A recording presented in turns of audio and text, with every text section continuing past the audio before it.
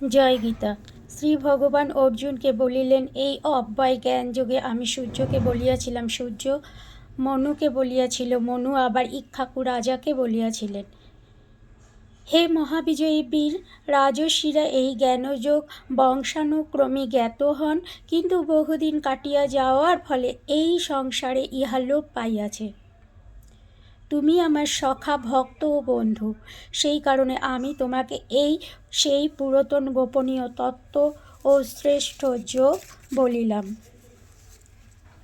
অর্জুন বলিলেন, হে ভগবান, আপনার জন্ম পরে আর সূর্যের জন্ম আগে, তবে আপনি প্রথমে সূর্যকে বলিয়াছিলেন, তাহা কি প্রকারে জানিব?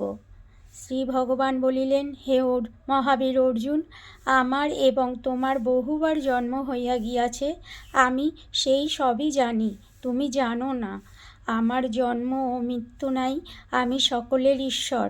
আমি নিজ প্রকৃতিতে আশ্রয় করিয়া নিজ মায়া বলে নিজেকে সৃষ্টি করিয়া থাকি। হে অর্জুন, যে সময়ে ধর্মের গ্লানি অর্থাৎ অধঃপতন হয়, সেই সময় আমি নিজেকে সৃষ্টি করি। সাধুদিগের পরিত্রাণ, পাপীগণের বিনাশ এবং ধর্মকে আবার প্রতিষ্ঠিত করিতে যুগে যুগে আমি অবতীর্ণ হই। হে অর্জুন, যিনি আমার এই অলৌকিক দিব্য জন্ম ও কর্ম প্রকৃতভাবে জানেন, দেহত্যাগ করিলে তাহার আর জন্ম হয় না, তিনি আমাকেই প্রাপ্ত হন। সংসারে আসক্তি, ভয় ও ক্রোধ ত্যাগ করিয়া মন আমাতেই সপিয়া আমার শরণাগত হইলে বহুতর জন জ্ঞান ও তপস্যার শুদ্ধ হইয়া আমার ভাবকে প্রাপ্ত হইয়াছে।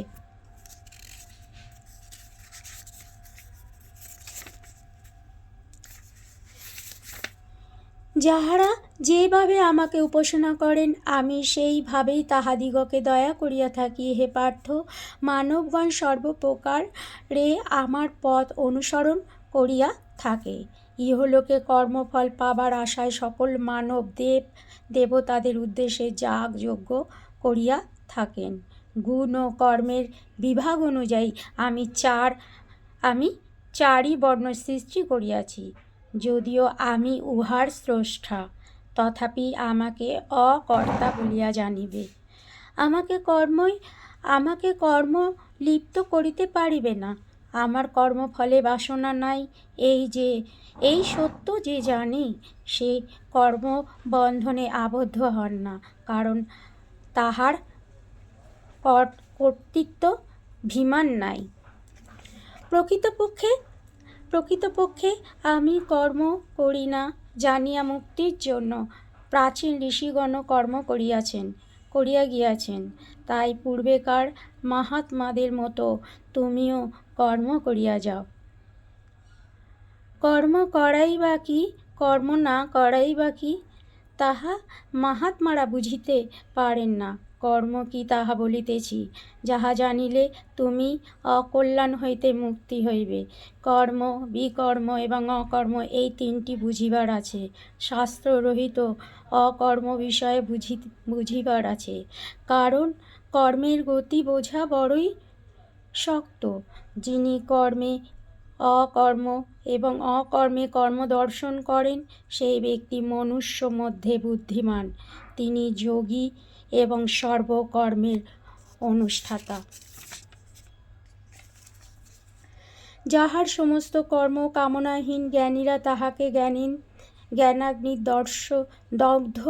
দগ্ধ কর্মা পণ্ডিত বলিয়া থাকেন। যাহার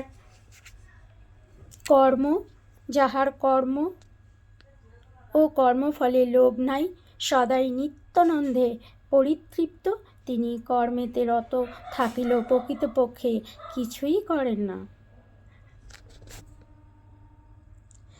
যিনি কামনাশূন্য হইয়া মন আর আত্মাকে সংযত করিয়া সর্বপরিগ্রহ ত্যাগী, তিনি কেবল শরীর দ্বারা কর্ম করেন এবং কোনো পাপে সংযুক্ত হন না। যিনি বিনা চেষ্টায় যাহা পান তাহাতেই সুখী, সুখ দুঃখ উভয়ই তাহার কাছে সমান। যিনি সিদ্ধ আর অসিদ্ধিতে সমজ্ঞান, তিনি কর্ম করিল ফলে আবদ্ধ হন না। যিনি সঙ্গশূন্য মুক্ত জ্ঞানে অবস্থিত চিত্ত, যজ্ঞের জন্য মাত্র কর্ম করেন, তাহার সমস্ত কর্মফল লোপ পায়। যজ্ঞপত্র, ঘৃত, অগ্নি, হোম সবই ব্রহ্ম। এইভাবে কর্মকে যিনি ব্রহ্মে বলিয়া জ্ঞান করেন, তিনি ব্রহ্মকে পান। অন্য যোগীগণ দেবযজ্ঞের উপাসনা করেন, আবার জ্ঞানযোগীরা ব্রহ্মরূপে অগ্নিতে কর্মাহুতি দিয়া থাকেন।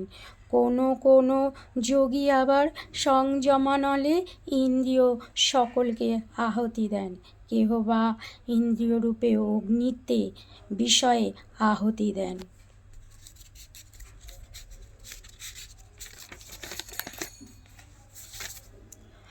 আবারও কেহ কেহ জ্ঞান প্রদীপ্ত আত্মসংযম স্বরূপ সমগ্র ইন্দ্রিয় কর্ম ও প্রাণ কর্মসমূহকে আহুতি দেন। কোনো যোগী দ্রব্য যজ্ঞপরায়ণ, কেহ বা যোগপরায়ণ, কেহ বা যোগ মাধ্যমে জ্ঞানরূপে যজ্ঞপরায়ণ, কেহ বা যজ্ঞ মাধ্যমে জ্ঞানরূপে যজ্ঞপরায়ণ, আবার কেহ বা অতি কঠোর নিয়মে বেদাদি শাস্ত্র পাঠ করত জ্ঞান লাভ রূপ যজ্ঞ করেন। কেহ কেহ আপান বায়ুতে প্রাণহুতি দেন, কেহ বা আপান প্রাণকে আহুতি দেন, আবার কেহ বা প্রাণপণ গতিরূপে করিয়া প্রাণায়ামে আহুতি দিয়া থাকেন। এই যজ্ঞবিদগণ যজ্ঞ সম্পাদন করিয়া নিষ্পাপ হইয়া যান এবং যোগান্তে অমৃত ভোজনে সনাতন ব্রহ্মকে প্রাপ্ত হইয়া থাকেন।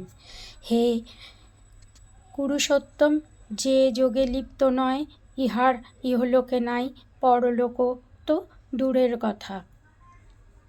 হে কুরুষোত্তম, যে যজ্ঞে লিপ্ত নয়, তাহার ইহলোকও নাই, পরলোক তো দূরের কথা। নানা প্রকার যজ্ঞের কথা বলা হইয়াছে, কিন্তু এই সকল কর্ম হইতে জাত হইয়াছে। এই তত্ত্ব বুঝিতে পারিলে মুক্ত হইবে।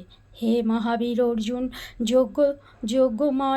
দ্রব্যময় যজ্ঞ হইতে জ্ঞানযজ্ঞ শ্রেয়, কেননা সর্বকর্ম জ্ঞানের বিনাশে শেষ হইয়া যায়।